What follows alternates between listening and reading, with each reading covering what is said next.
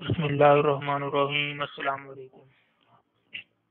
آج میں خوش ہو گیا کہ اللہ نے ہماری بھی سن لی۔ ایک صحافی کو بہت رسوا کر دیا کیونکہ سلیم صحافی۔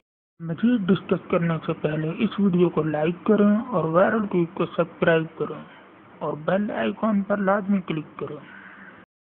صاحب کا جھوٹ پکڑے جانے پر اس نے اپنے ٹویٹر سے اپنا ٹویٹ ڈیلیٹ کر دیا، کیونکہ اس نے جو ٹویٹ کیا تھا وہ کیا تھا ہمارے قومی اسمبلی اسپیکر اسد کیسر کے متعلق۔ انہوں نے بہت گھٹیا الزامات لگائے تھے کہ ان کا کہنا تھا یہ کرونا وائرس ہونے کے باوجود جو ہے نا پارٹیاں کر رہے ہیں۔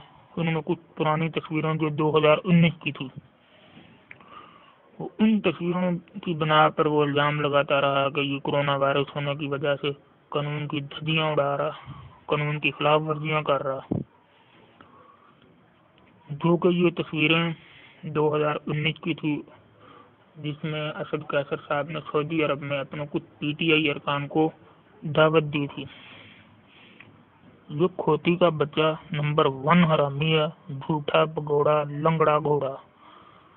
اس لیے میں ان کو میٹرک فیل صحافی سمجھتا ہوں۔ ان کے پاس نہ کوئی دلیل ہوتی ہے، یہ سنی سنائی باتیں آگے پھیلا دیتے ہیں۔ یہ تو ان کا لیول آف انویسٹیگیشن ہے۔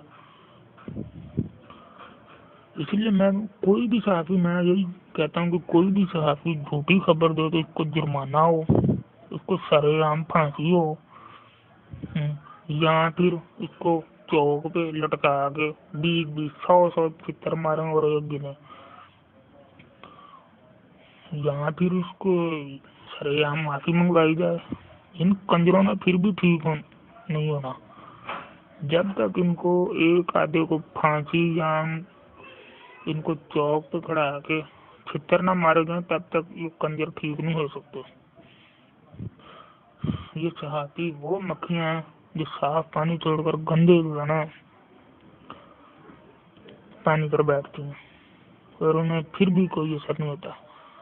یعنی مولانا طارق میل صاحب نے کی بات 102% صحیح نکلی کہ جو صحافی ہیں اور میڈیا یہ جھوٹ بولتا ہے، یہ بغیرت لوگ ہیں، ان کا نہ کوئی دین ہے نہ کوئی ایمان ہے۔ اس سے مولانا طارق میل صاحب کی یہ بات ثابت ہو گئی کہ میڈیا جھوٹ بولتا ہے۔ میں تو کہتا ہوں ان حرامیوں کو بس ایک آدھے کو لٹکا دو، پھر دیکھو یہ کیسی خبریں دیتے ہیں، کیونکہ اللہ حق ہے اور اللہ والوں کی جو تجلیل کرے گا اللہ پاک اسے اس دنیا سے ہی نامزد فرمائے گا۔ کیونکہ طارق جمیل صاحب میڈیا میں آگے ایک دفعہ معافی مانگ چکے ہیں۔ ان کنجروں نے 20 دن تک یہی رونا، ہمیں کیسے بولا، ہمیں کیوں بولا۔